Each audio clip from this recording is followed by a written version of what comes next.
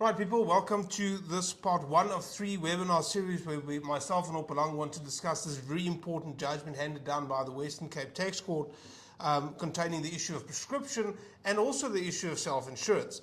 But before we get into that, I think in part 1 what we want to try and do is just set the scene for you guys, just take you through the facts and the background and the legal basis for SARS's assessment, after which I'll add some comments, as I do, to the first kind of part, just the facts in the background. So I think, Opalang, if you could just take us through the taxpayer, what they did, and what the transactions and issues are here. I mean, what happened there?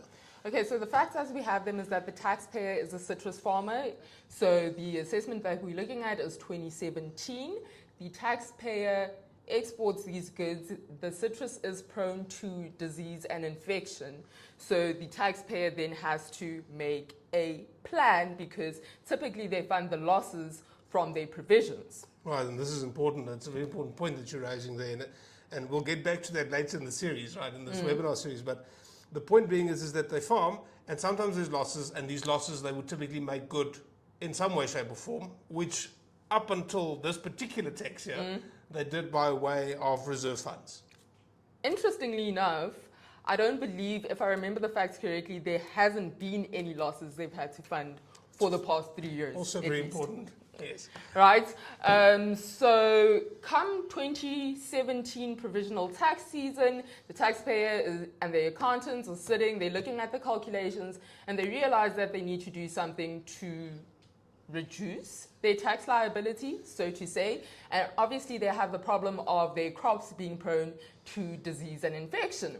Now, I believe the taxpayer's accountant has come across a broker or is in contact with a broker who offers something called self-insurance. Now, what the terms of the insurance entail is that the taxpayer makes the premium payment of 10 million, excluding VAT, right? After making the premium payment of 10 million, important to note about this is that they enter the agreement, what? 8 days. 8 days. A few days before your of assessment ends, right? Okay, fine. Where was I? Their premium is 10 million excluding VAT. What happens is if you have to make a claim, the insurance policy will cover you in excess of 2 million of your premium, so a total of 12 million excluding VAT. What else is there? This insurance policy, you could put in a 30-day notice and get back the balance of your account. If that is necessary, which it wasn't in the facts, which is odd. I mean, so what you're right in saying that is the way it works is you pay this 10 million rand as an insurance premium for 12 million rand worth of cover, and you can, with 30 days prior notice, you can draw that 10 million rand back unless you've claimed. What was the terms? Yeah, because then you'd get the balance of whatever is in that. Because they call this particular, they call it a particular type of account. This money, you pay this premium into a particular type of account, this 10 bar in this case. And then you can pull from that, but you have to give 30 days notice.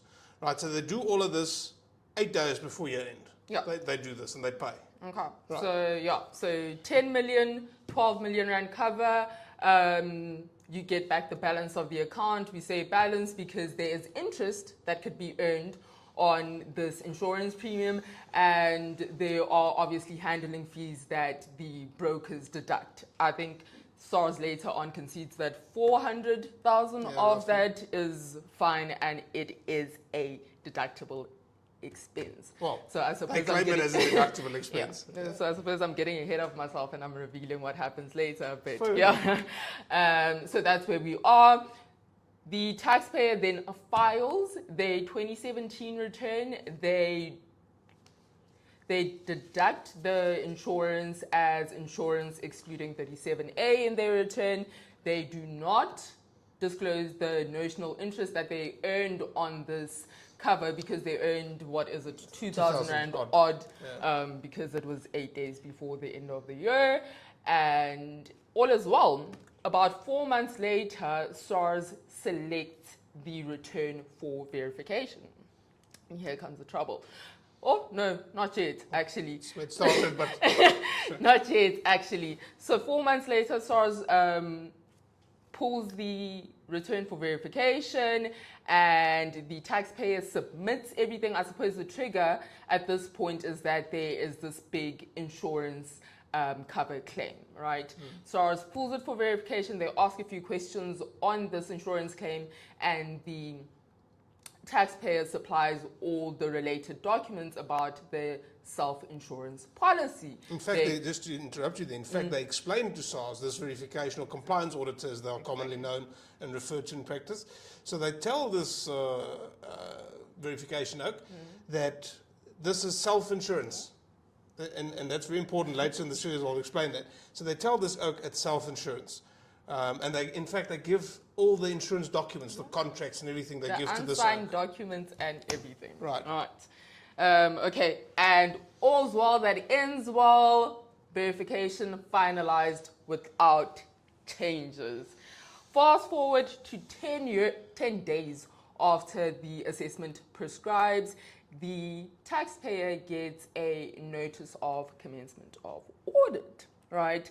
And this covers the 2017 to 2019 2019 years of assessment, and SARS is piercing the veil of prescription on the basis that there has been misrepresentation because notional interest was not declared by So what do the they do? taxpayer. So obviously, eventually they raise the assessment. And in this assessment, they do what? They reverse the claim? So in the assessment, they include the notional interest that the taxpayer didn't include previously. So this is 2,000. They reverse the claim of 10 million, and they impose a understatement penalty of 10%, substantial understatement, and they also impose 89 quart interest, which they later on remit. Yeah, let's get into that. So thanks, Upalang. So those are the facts. Just to sum up, taxpayer claims an expense, which SARS disallows, eventually, post-prescription, right? And so there's two issues here, really. The one is prescription, and the other one is deductibility of this expense. The interest, I think everybody knew was taxable. This, let's pretend it's not interest kind of thing. Because it's notional. We'll call it notional interest, so we'll pretend it's not interest, right? So look, the way you can already see from the facts, at least my view, and I think it belongs to a large extent, so you can speak for yourself. This looks to me, this insurance policy looks to me like a call account, right? The 30-day call account. But the difference being that presumably, if you put it into this account, it's deductible. If you put it into your own account, it's not deductible. We'll get into the detail of the merits of the case later. For me, the issue is more the issue of prescription. But before we get into that, which will form the subject matter of later parts, what is important already here in this part is to just discuss the legal basis for SARS' assessment and some of the things they've done here. So let's look at the legal basis. So SARS reverses this expense, this insurance premium of 10 bars. They reverse it, and initially, and this is important because I've got some comments on this as well. Initially, SARS says, well, I'm going to not allow this insurance premium as a deduction because this is not expenditure actually incurred. That's it. That's what they say initially. Later on, which is typically what happens, in their pleadings, their Rule 31 statement, they tag on some extra grounds. And typically the reason they do that, in my experience, is because they know that they're weak on the one, right? I'm not saying that's the case, but that's just my experience. I can only talk from my experience, right? So they add on Section 23L, saying, and roughly what the section says, it says, and you must correct me if I'm wrong here, but roughly what the section says, it says, if you have insurance premiums that you pay that don't rank for deduction in terms of IFRS standards, then it's not deductible for income tax purposes either, right? So they add that on, saying effectively that it's not deductible for IFRS reasons, so it's not deductible. So kind of if they fail on 11A, this is their fallback, and then failing that, they raise Section 23E of the Income Tax Act, and that section says that you can't get a deduction for monies transferred to a reserve fund. Which basically capital reserve funds. So if you just move money across to a different fund, you don't get a deduction for that, right? Sounds So obvious. that's what they said initially. It was just its expenditure, and then in the pleadings they tagged on 23L and 23E. That's it. They didn't add on it's a simulated transaction. They didn't add on it's a sham. They didn't raise the GAR. Nothing. Right. We'll get into that now. I have a question before you move forward. I had a brief look at the case again this morning, and I noticed that, okay, they lift the prescription on the basis that there's misrepresentation, by the taxpayer, for example, non-disclosure of the notional interest. Right. Now, is it fair for SARS when they are giving you like a notice of commencement of audit or your progress report or anything of that nature to sort of not give the full detail? I mean, if they're saying, e.g., notional interest not disclosed, that is a bit vague, right? Well, what do you mean in terms of already at the audit commencement stage? Yeah. Are they supposed to tell you what? Are they supposed to give you more detail of what they're looking at? Well, look, what they must do is they must give you a notice of commencement of an audit. Yeah. And the trouble is that the content of that notice, the fact that they must give it as prescribed in Yes. Section 42, the content of that notice is not prescribed. Fair. You see, and so what Section 42.1 does is it says the taxpayer, what it does from a certain point of time, it didn't always read like that, but now it's, even though it was their practice, but now it's legislatively prescribed that they must give a notice. But the way the section reads is it says in a form and manner as may be prescribed by the Commissioner by public notice, or the Minister, I forget. Now, there's only one public notice issued in terms of Section 42, and that's Public Notice 744, I think it is, that sets out the content of progress reports. Yep. So there's no actual notice or public notice that sets out the content of a notice of commencement. Yeah, Now, in my book, I go into that issue because the mere fact that there is no public notice doesn't mean they can just do whatever they want. The reality is they must engage the taxpayer in a procedurally fair manner that's required by the Constitution, and indeed Section 42 echoes the provisions of the Constitution. So what should be in there whatever's in there must align with those rights. The taxpayer has to administrative action that is lawful, reasonable, and procedurally fair. And in light of that, I think at the very least they should put in the scope of the audit, right?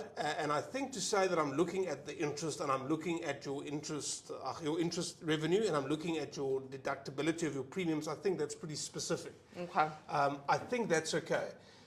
Insofar as, because you raise another point, is especially post-prescription, because they select the taxpayer for audit yet post-prescription. The question is, are they required to say on what basis they are investigating post-prescription in their notice of commencement? And the answer to that, I think, simply is no, right? There was a case recently also argued in the tax court. I don't want to get into it in too much detail, but there was a case recently, it's not mine, it wasn't mine. I would have won. Right? So no, there was this case recently where the court just confirmed again that even though an assessment is prescribed, SARS can still do an audit. And I've said that in an article that I published years ago. It's still on our website. How far back can SARS audit? And the answer is effectively indefinitely. Right? Now, naturally, that raises questions about, well, what about prescription? What about document retention periods? And in my article, I go into detail on that. And I think the reality is that they can go back, despite all those things. But what does happen is it does become more, the further back they go, the more difficult it becomes for their assessments that they would want to raise to ultimately stick. Because if document retention periods have lapsed, they're going to have to resort to estimated assessment. Where who carries the burden of proof? Them. Right? If they go back post-prescription, they're going to have to prove that there was misrepresentation or fraud or non-disclosure of material fact. So the further back they go, the more difficult it becomes for their assessment to stick, despite the fact that they can go back indefinitely. But I think you're speaking from the point of view of an expert, because I don't think a lot of people understand that then they have the burden of proof, right? Everyone's sort of just, oh, okay, now they're asking me questions 20 years after, I don't have the documentation, and they accept it as That's fact. correct. So the trouble is with representation is you need someone proper to represent you, because, I mean, if you don't know, in my experience, and I'm careful here because I don't want to be disrespectful to SARS. I mean, there are lots of people there that are fantastic and do a fantastic job, and there are those that don't. Like any organisation, I guess, private and public, the same. The trouble I have is that oftentimes, because you raise this other point, is the amount of public trust that they have as SARS, which they should have as an organ of state, a very important one. They should have a level of public trust. But in my experience, unfortunately, I see that public trust being betrayed. More often than I would like to see, in my experience. And you see that typically at ADR, for example, where you're at an ADR meeting, and they will just, I don't think they do it on purpose. I don't think this is misguided in terms of their knowledge of the law sometimes. And the taxpayers, if it weren't for representation, the SARS would have walked over them. Anyway, let's get back to the facts. Let's get back to the facts. So, what was the legal? So, just again, the facts is SARS disallowed the premium, added the interest income, added interest for underpayment of provisional tax, added a penalty. Right. For the premiums reversal, the deductibility, it was 11A expenditure, and then later they tagged on 23L, 23E. The grounds for adding the interest, well, I don't want to talk too much about that. The notional interest, or let's pretend it's not interest, or whatever you want to call it the tooth fairy, if you'd like. The interest is gross income. And then on prescription, and this is important, I will get into detail on this analysis of prescription in session 2, right? But initially, the basis for SARS lifting the veil of prescription, and when I say initially, I mean kind of in their letter of audit findings and finalization, that level, right? They say that, and this is important, they say that the failure to declare the interest, this is now this notional interest that the taxpayer earned on this money that they put into the call account. Oh, sorry, did I say call account? I mean this insurance premium that they pay. So the interest, the failure to declare the interest that they earned is the taxpayer's misrepresentation, and therefore SARS can lift the veil of prescription to disallow the premium as a deduction and to tax the interest. Now, for those of you sharp enough in prescription, you can already see there's a major flaw in that, which we'll discuss in session 2. Then later, they tried to fix this flaw, right?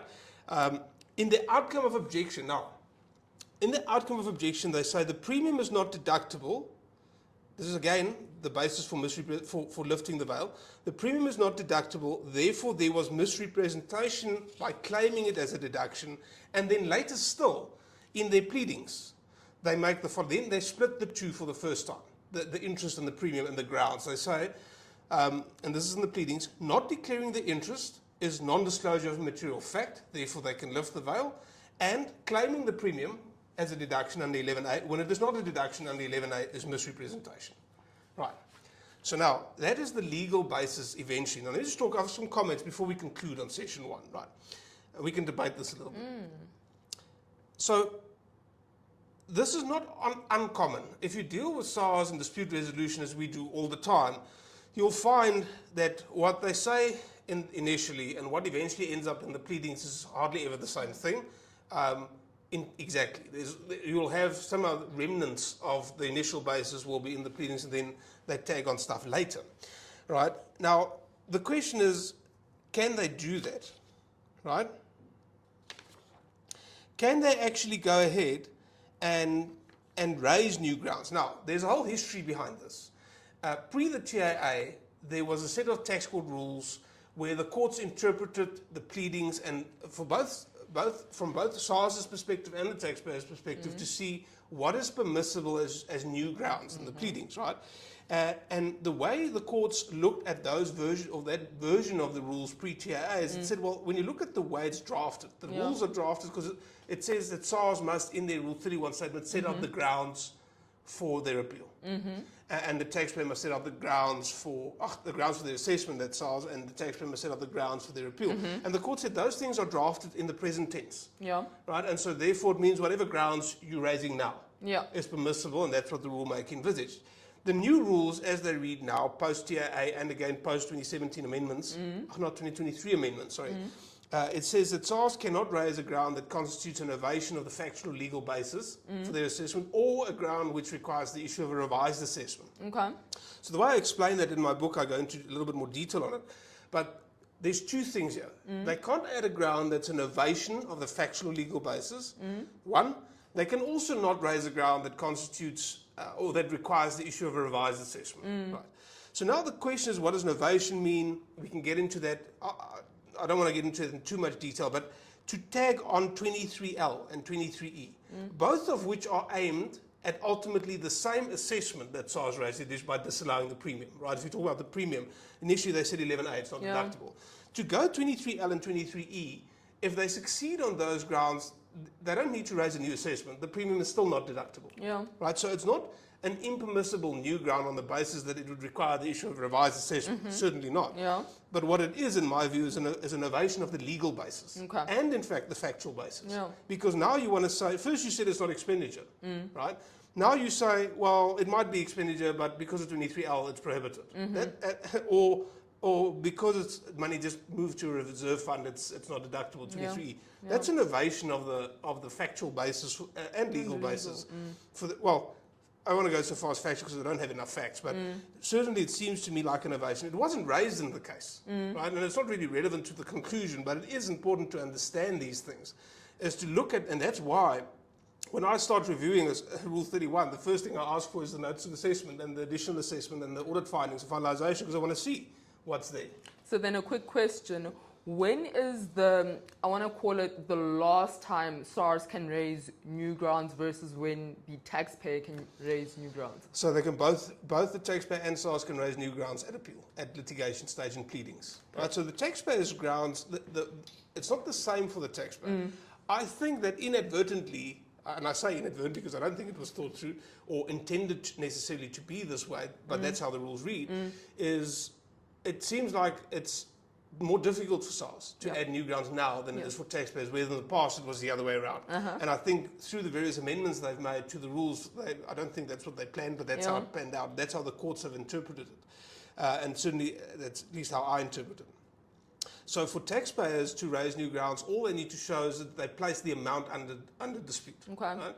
So historically speaking, pre-TIA, there was this whole issue about what the taxpayer can raise as a new ground. So I'll say for example, I'll say it's in the production of income, and it's deductible, or it falls into, just use a silly example, into 24J. If I added 24J later, that would be an impermissible new ground. But now the question is simply for the taxpayer in terms of new grounds at appeal stage, at litigation stages, did you object to this item in respect of which this ground is raised, albeit new? Right? So if I place the USPs under objection and I say, for example, in the objection, it's a bona fide inadvertent error, right? And I'm using an example. I object to that, and that's the only ground I raise to that particular amount, which is effectively that assessment. If I go to litigation later and I want to say, but that USP was unlawfully imposed for want of compliance with 42 or 96 or whatever the case might be, I'm still, that ground relates to an amount that was placed under objection and therefore constitutes a permissible new ground, whether SARS likes it or not. That's how the courts have interpreted it, right? Right, so where was I? Oh, so it's impermissible, right? What I wanted to say, and this is important that we discuss this, so remember when I talked about prescription earlier and the legal basis for SARS's assessment on prescription, I referred to the outcome of objection, where SARS in the outcome of objection said that the premium is not deductible, therefore there was misrepresentation on the premium. So two things about outcomes of objections, right? Okay. Or two things one thing on outcome of objections generally, and one on this one in particular. Okay. So the grounds on which SARS disallows an objection is not the grounds for their assessment. Okay. This is important to understand. Okay. Right? So the fact that, for example, SARS would say in their finalisation letter, this is the grounds on which I disallow the expense. Okay. Now the taxpayer objects and they go, oh goodness, maybe the taxpayer's got a point here. Yeah. So now we will just add something to the outcome of objection and we'll say that's part of our grounds. Yeah. The words grounds for assessment are defined in the rules. Yeah. It's not whatever SARS feels like it is, it's defined. It says the 42, the 96, and the 31. Or 33 if there's a 33, if there's a further pleading. It's not what you say in the outcome of objection. Anyway, that's one thing that's important to note. The other thing that's important to take note of is, remember you said that when SARS raised the assessment, they said that there was penalties, interest for underpayment of provisional tax, 89 quad. 89 quad. Now, in this case, the taxpayer objected naturally to all the assessments, as you can see, or can deduce from the fact that they later, in an outcome of objection, said something about the prescription rule. The court actually tells us that the taxpayer objected to the interest for underestimation of provisional tax, and SARS remitted the interest. Now, this is important because this is a practical issue, right? So, when you look at 89 quad 2, it says that SARS can remit interest for late payment or underestimation of provisional tax if the taxpayer underpaid provisional tax due to exceptional circumstances. Circumstances beyond their control, right?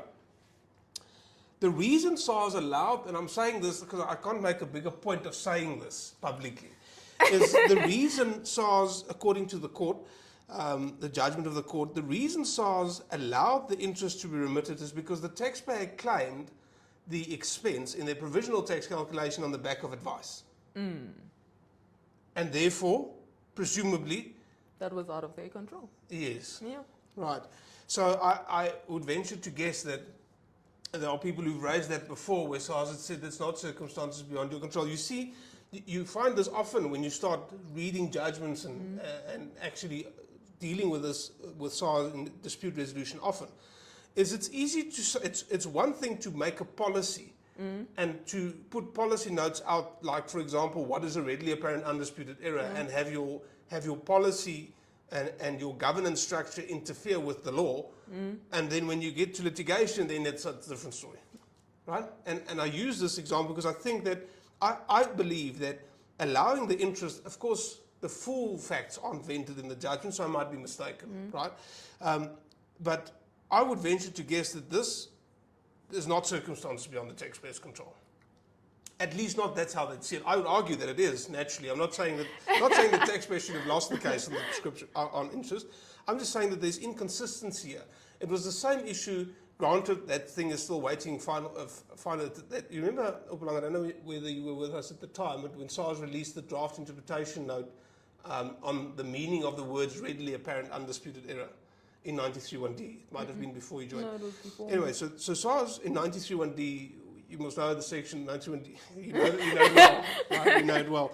So they had a note that they sent out on the meaning of the words readily apparent undisputed error, and they'd made statements in there, which, funnily enough, in a court judgment, a couple of, I think a year or two earlier, they'd argued, or someone from SARS argued on the stand in the tax court, the exact opposite. Okay. Right? As a witness for SARS. Fine, fair enough. And now you can see, you often get that the disjunction between the law and then, but in What's their defense on practice, 93.1d, they did send that out for comments. We did all comments, so we'll see what the final version comes back with. Right, maybe they'll fix it, maybe they'll address that, maybe they just weren't aware that that rogue official went on the stand and said things that apparently they don't agree with. Right. Right, just again on this impermissibility, and I think we'll conclude with that on session 1, is, unless you've got something else you want to discuss, but when you look at the history behind the basis on which SARS lifts the veil of prescription, they go through initially, you didn't declare the interest, therefore I will tax the interest and disallow the premium.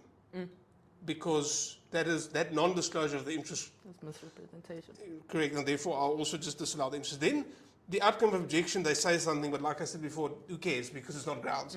But then in their pleadings, which is in fact grounds, they make a distinct split where they say not declaring the interest is a non-disclosure of material fact, and then claiming that the expense as a deduction is a misrepresentation.